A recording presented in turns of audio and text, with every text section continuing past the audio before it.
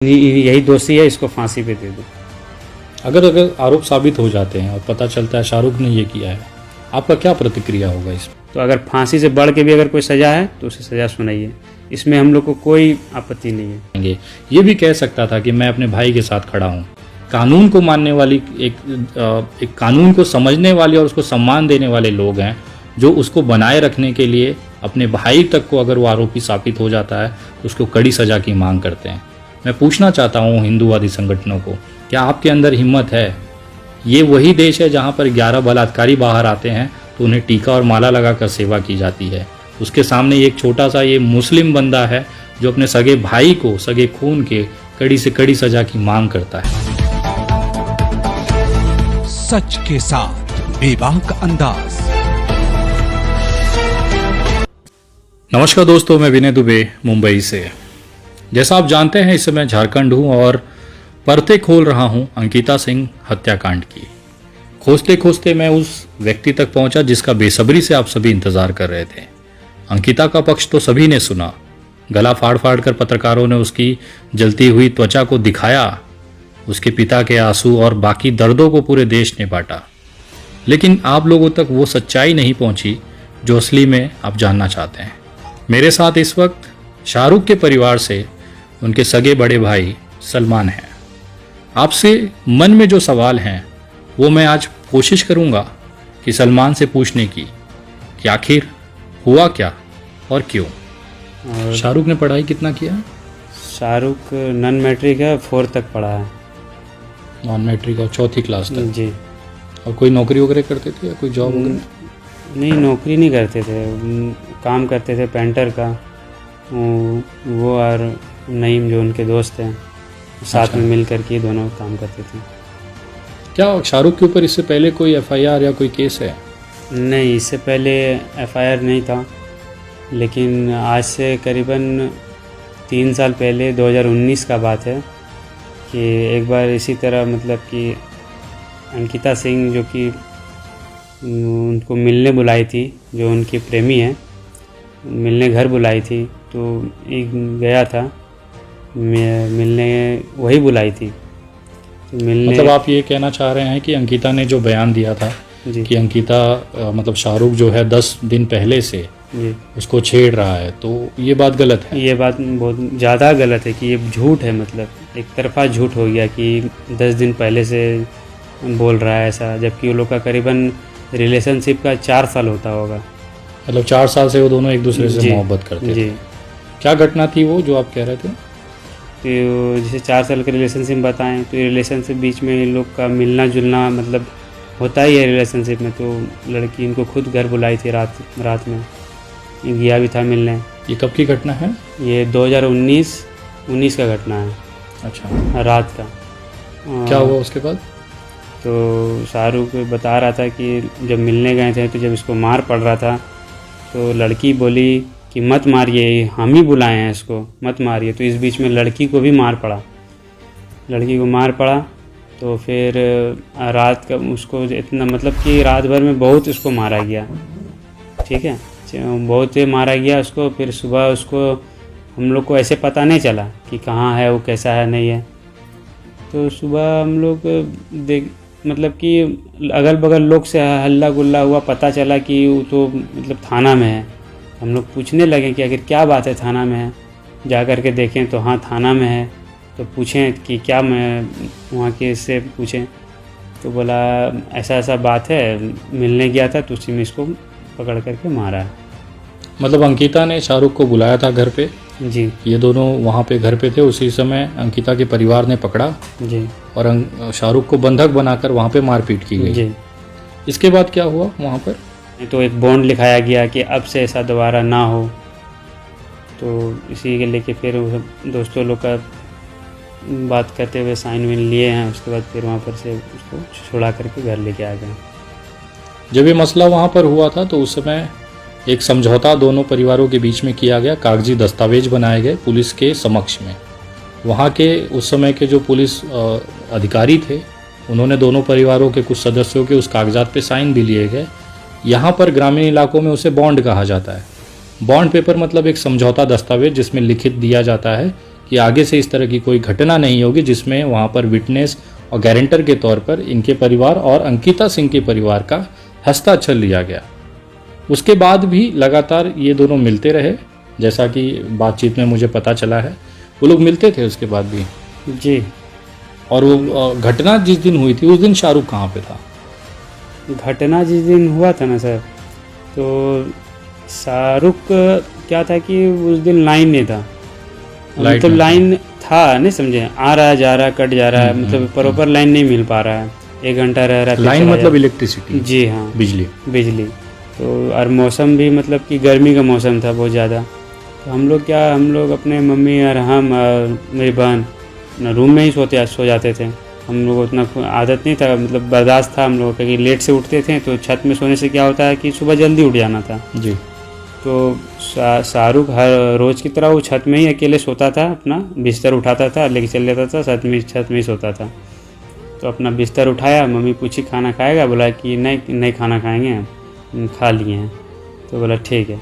तो अपना छत्ता गया, छत्ता में जाके अपना बिस्तर लगाया, वो सो गया।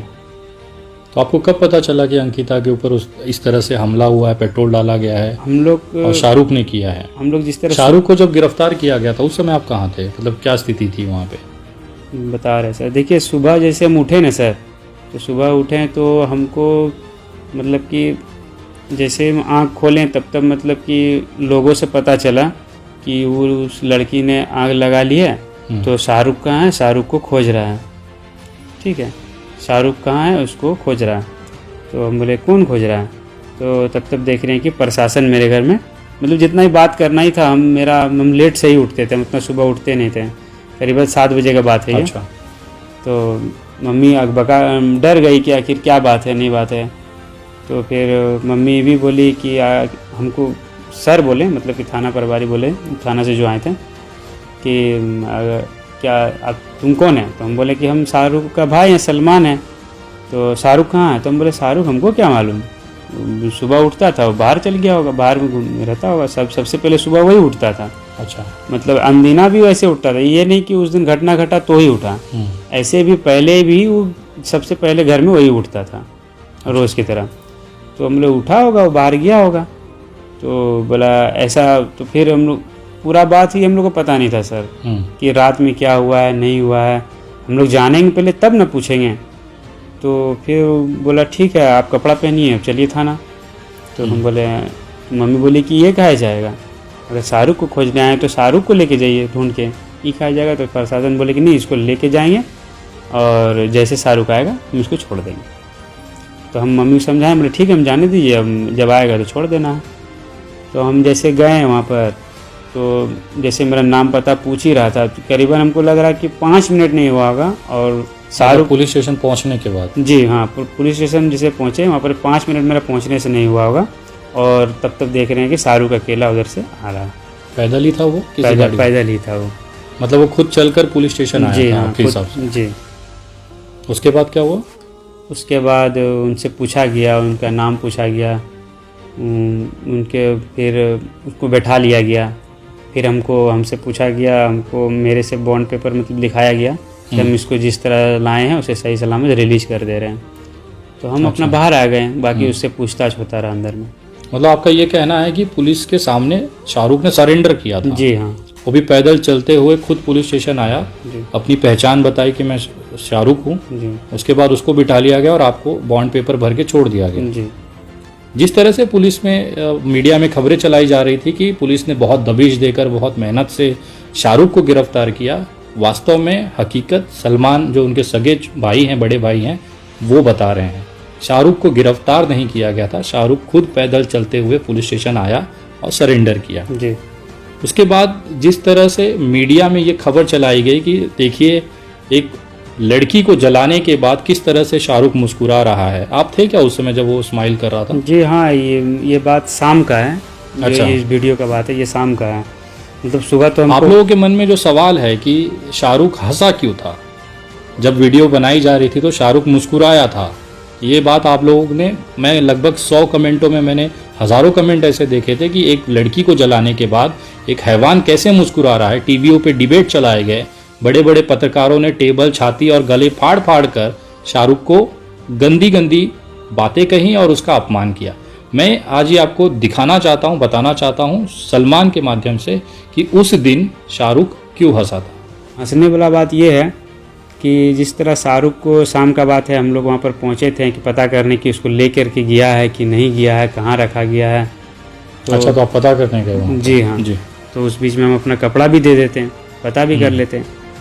तो जैसे गए थे सर, तो वहाँ पर देखें कि हम उसको मतलब हथकड़ी पहना के मतलब कि अब लेकर के जा रहा था, तो सामने से मतलब कि बहुत सारा मीडिया होता है ना, तो मतलब भीड़ लगी हुई थी वहाँ भीड़, हाँ भीड़ लगी। उसको ले जाने के लिए जब फोटो वोटो कर रहा था, फोटो खींच रहा था, वीडियो बना रहा था, तो उस बीच में कुछ मीडिया वाले लोग, जैसे वहाँ कुछ आदमी हैं, आपस में मतलब कि बात किया गया कि अरे हटो रे, शाहरुख खान आ रहा है, इसका फोटो निकालने दो, वीडियो बनाने दो। तो जब शाहरुख खान का बात नाम आ गया उसके पर, तो उसका ऑटोमेटिक है कि उसका मुंह से स्माइल आ गया। ठीक है, इसकी बात सुन के कि शाहरुख खान आ रहा है रे, हट जाओ, शाहरुख खान आ रहा, फोटो ले लेंगे, ऐसा बात वहाँ पर ही किया गया। जो कि हम प्रॉपर उसके पीछे हैं, ब्लू कलर का शर्ट पहन के, ब्लू और वाइट में चेक कर वो हम ही हैं पीछे में। हम वहाँ से सब देखे भी हैं और सब जानते भी हैं। यही है हंसी का पूरा ये।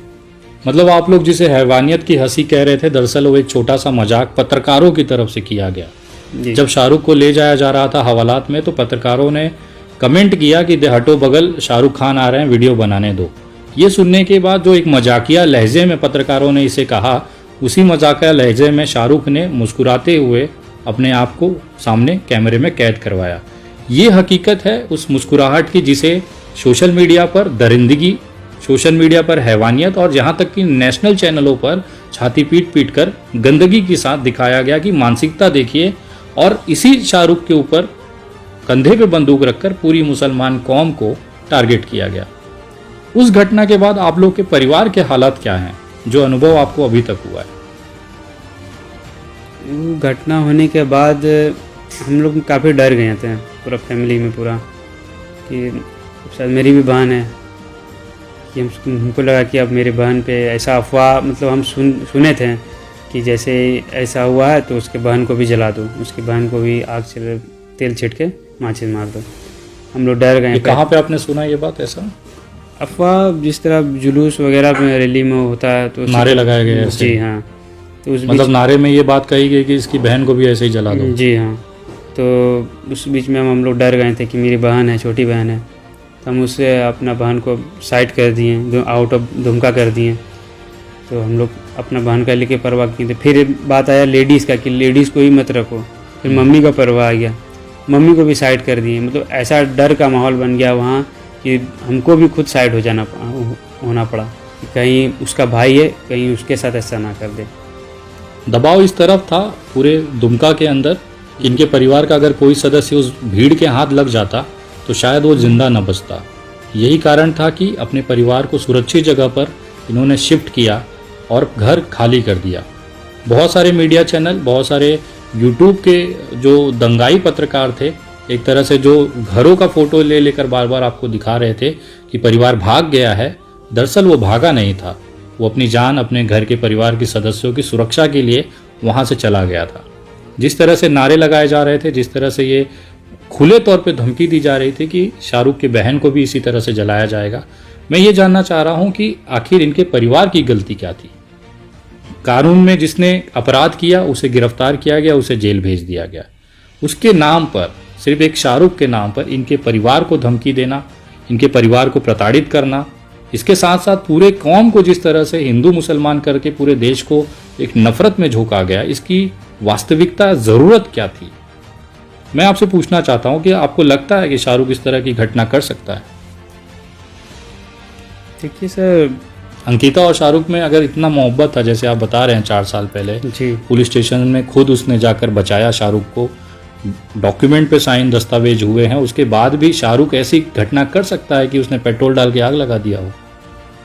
जैसे कि मान के चलते हैं कि अगर वो दूसरे को जिस तरह बता रहा है कि पेट्रोल छिड़क के उससे आग से जला दिया गया, तो हमारा कहने मतलब है कि मेरे भी घर में बहन है, ठीक है। अगर वो पहले उसको अगर जलाने जाता तो पहले घर का बहन के बारे में सोचता कि आज हम उसके साथ कर रहे हैं, कल दिन बाद मेरे घर में बहन के साथ ऐसा कोई ना कर दे, एक बार कहीं ना कहीं ज़रूर सोचता, ठीक है। लेकिन जिस तरह ऐसे अफवाह आ रहे हैं कि उसी ने जलाया है, वही किया जलाया है, तो मेरा कहने का मतलब है इसके लिए कानून है। कानून इसका फैसला करेगी कि जलाया है कि नहीं जलाया, उसे सबूत खोजेगी, ढूंढेगी, पता लगेगी, ना कि अपने आप में फैसला कर लेना कि इसी ने जलाया है और यही दोषी है, इसको फांसी पे दे दो। अगर आरोप साबित हो जाते हैं और पता चलता है शाहरुख ने ये किया है, आपका क्या प्रतिक्रिया होगा इस पर? बेझिझक आप उसे फांसी दीजिए, और फांसी से अगर बढ़कर अगर कोई सजा है तो सजा दीजिए। क्योंकि देखिए अब अंकिता चाहे जिस भी धर्म से हो, चाहे मुस्लिम से हो या हिंदू से हो, प्लस वो पहले एक लड़की है, ठीक है। उस लड़की का मतलब कि एक सम्मान करना, इज्जत करना, आदर करना, ये बहुत मतलब कि समझ रहे हैं सर। मेरा घर में बहन है तो हम भी जान सकते हैं कि कैसा लगता होगा। किसी का भी घर का बेटी है, बहन है, आज उसके ऊपर क्या बीत रहा होगा, ये वही जान पाएगा, वही दर्द बयां कर पाएगा। तो वही चीज़ हमारा कहने का मतलब है कि अगर ये साबित हो गया कि शाहरुख ने जलाया है या शाहरुख पेट्रोल छीट के आग लगाया है, तो अगर फांसी से बढ़ के भी अगर कोई सज़ा है तो उसे सज़ा सुनाइए, इसमें हम लोग को कोई आपत्ति नहीं है। ये वो परिवार है, ये वो सगा भाई है जो ये कह रहा है कि अगर अदालत ने सारी सुनवाई के बाद, गवाहों के बयान के बाद, अगर कोर्ट को ये लगता है कि शाहरुख ने जलाया है तो उसे फांसी से भी बड़ी सज़ा दी जाए। एक सगा भाई ये चीज़ कह रहा है। उसका कारण ये है कि इनके घर पर भी एक छोटी सी बहन है। ये हिंदू मुसलमान नहीं देख रहा है। चाहते तो जैसे हमारे हिंदू संगठन के भाई हैं, वो लगातार कह रहे हैं कि इन्होंने हमारी बेटी जलाई, हम इनकी बेटी जलाएंगे। ये भी कह सकता था कि मैं अपने भाई के साथ खड़ा हूँ, उसे हम कुछ होने नहीं देंगे। लेकिन देखिए, ये असली कानून को मानने वाली, एक कानून को समझने वाले और उसको सम्मान देने वाले लोग हैं, जो उसको बनाए रखने के लिए अपने भाई तक को अगर वो आरोपी साबित हो जाता है तो उसको कड़ी सज़ा की मांग करते हैं। मैं पूछना चाहता हूँ हिंदूवादी संगठनों को, क्या आपके अंदर हिम्मत है? ये वही देश है जहाँ पर 11 बलात्कारी बाहर आते हैं तो उन्हें टीका और माला लगाकर सेवा की जाती है। उसके सामने एक छोटा सा ये मुस्लिम बंदा है जो अपने सगे भाई को, सगे खून के, कड़ी से कड़ी सज़ा की मांग करता है। ये फ़र्क है देश को मानने वाले और देश से नफरत करने वालों का। मैं सबसे बड़ा आपको वो राज बताना चाहता हूँ जो आप लोगों को नहीं जानते।